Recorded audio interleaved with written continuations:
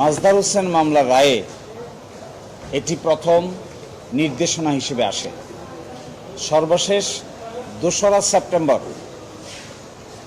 2025 সালে আমাদের high court division রায় দিয়ে বলেন যে 90 দিনের ভিতরে বা 3 মাসের ভিতরে পৃথক বিচার বিভাগীয় সচিবালয় প্রতিষ্ঠা করতে হবে। এই রায়কে সামনে রেখে আমাদের একটি অর্ডিন্যান্স জারি করেন মহামান্য রাষ্ট্রপতি।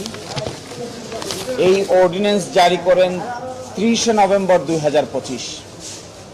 এর নাম হয় পৃথক বিচার বিভাগীয় সচিবালয় অধ্যাদেশ 2025। এর মাধ্যমে এই বিচার বিভাগীয় সচিবালয় প্রতিষ্ঠা হয় এবং 11 ডিসেম্বর 2025-এ তৎকালীন মাননীয় প্রধান বিচারপতি ডক্টর সৈয়দ রেফাত আহমেদের নেতৃত্বে এটি উদ্বোধন করা হয়। হঠাৎ করে আমরা দেখতে পাচ্ছি যে 10 এপ্রিল 2026-এ এই আইনটিকে বাতিল করে একটি রহিতকরণ এবং হেফাজতকরণ আইন পাশ করা হয়। এর এই প্রেক্ষিতে এই বিচার বিভাগীয় সচিবালয় যেটি সুপ্রিম কোর্টে এস্টাবলিশ করা হয়েছে, হাইকোর্টের রায় বহাল থাকা সত্ত্বেও এই সচিবালয় এখান থেকে স্থানান্তরের উদ্যোগ নেওয়া হয়েছে। কমিউনিকেশন করা হয়েছে। প্রধান বিচারপতির ক্ষমতা থেকে শুরু করে অর্ডিন্যান্সে দেওয়া যে ক্ষমতাগুলো ছিল সবগুলোকেই বাতিল করা হয়েছে। কার্যত পৃথক বিচার বিভাগীয় সচিবালয় না থাকার কারণে আইনগতভাবে কিংবা হাইকোর্টের এই আদেশ না মানার কারণে আমরা আজকে একটি কন্টেম্প নোটিশ জারি করেছি সরকারের আইন মন্ত্রণালয়ের 2 সচিবের উপরে। একজন হলেন সচিব লেজিসলেটিভ ও সংসদ বিষয়ক বিভাগ, আরেকজন হলেন সচিব আইন ও বিচার বিভাগ। নিজের ও পরিবারের নিরাপত্তায় সব সময়ই থাকুন আপোষহীন। নিরাপত্তায় আপোষ নয়, ঘরে রাখুন আরএফএল ল্যাডার।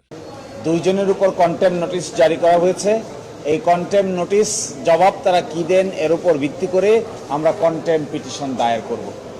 হাইকোর্টের যে নির্দেশনা আছে এই নির্দেশনা এখনো বহাল আছে। এখনো সুপ্রিম কোর্টে তা স্থগিত হয়নি, অন্য কোনো আদেশও জারি করা হয়নি। যদি তা থাকে তাহলে হাইকোর্টের এই আদেশকে অমান্য করার ক্ষমতা এক্সিকিউটিভের থাকার কথা নয়। এই আদেশ থাকা সত্ত্বেও তারা বিচার বিভাগীয় সচিবালয় স্থানান্তর করছেন, স্থানান্তর করার জন্য কমিউনিকেট করছেন, সব কিছুকে আইন মন্ত্রণালয়ের উপর ন্যস্ত করার জন্য আদেশ দিচ্ছেন। কোন ক্ষমতা বলে তারা দিচ্ছেন? হাইকোর্টের রায়কে ভায়োলেট করে। এই জন্যই তাদেরকে কন্টেম্প নোটিশ দেওয়া হয়েছে। যদি তারা জবাব না দেন তাহলে আগামী 2 সপ্তাহের মধ্যে আমরা কন্টেম্প পিটিশন দায়ের করব। কন্টেম্প নোটিশ হলো আদালত অবমাননা, অর্থাৎ হাইকোর্ট যে রায়টা দিয়েছে 90 দিনের ভিতরে পৃথক বিচার বিভাগীয় সচিবালয় প্রতিষ্ঠা করার, সেটি করা হয়েছে। করার পরে তারা এটিকে এখন ডেস্ট্রয় করছেন, স্থানান্তর করে দিচ্ছেন, আইন মন্ত্রণালয়ের উপর ন্যস্ত করে দিচ্ছেন।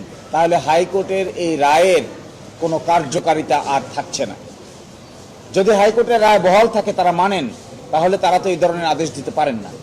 এই ধরনের আদেশ যদি তারা দেন তাহলে আদালতের প্রতি তাদের অবমাননা হচ্ছে। আদালতের এই নির্দেশ বলবৎ থাকা অবস্থায় এই ধরনের কোনো সার্কুলার, কোনো ইনস্ট্রাকশন, কোনো আদেশ, কোনো প্রজ্ঞাপন যা কিছু জারি করা হবে সব কিছুই হবে আদালতের রায়কে অবমাননার শামিল। এই জন্যই এই কন্টেম্প নোটিশ দেওয়া হয়েছে। আমরা এক্সপেক্ট করি যে 2 জন সচিব যারা আছেন সরকারের আইন মন্ত্রণালয়ের, তারা এই সমস্ত কাজ থেকে বিরত থাকবেন। এখানে যে সচিবালয় ফাংশন শুরু করেছিল তা ফাংশন করবে, যতক্ষণ আদালতের রায় আছে ততক্ষণ করবে।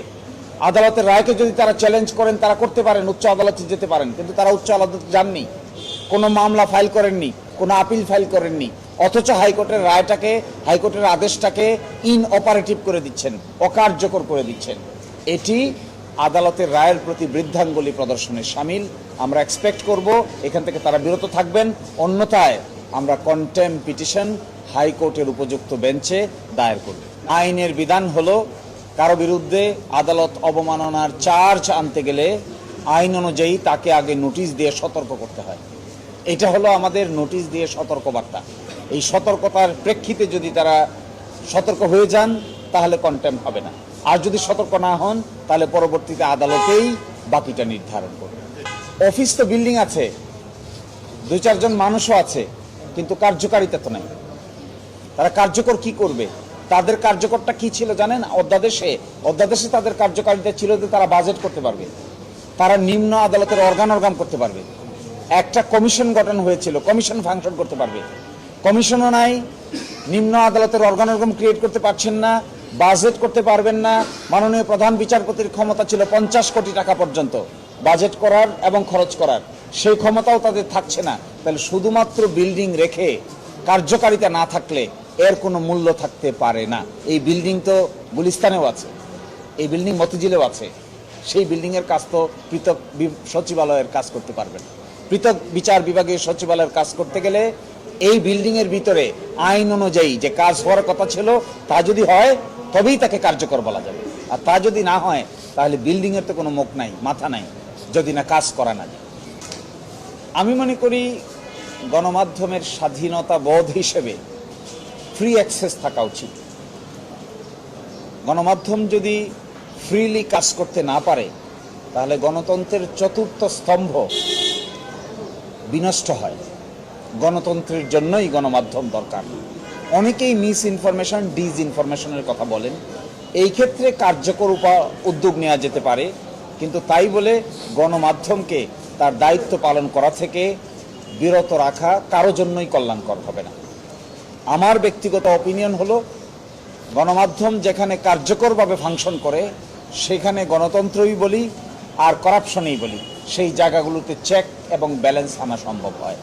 ইনভেস্টিগেটিভ জার্নালিজম যদি না থাকে তাহলে সমাজ থেকে দুর্নীতি দূর করা কঠিন হয়ে দাঁড়ায়।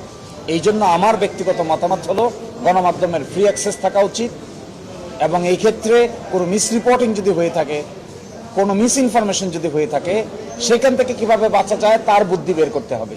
কিন্তু এই কাজ করতে গিয়ে গণমাধ্যমকে বিরত রাখাটা সঠিক হবে না।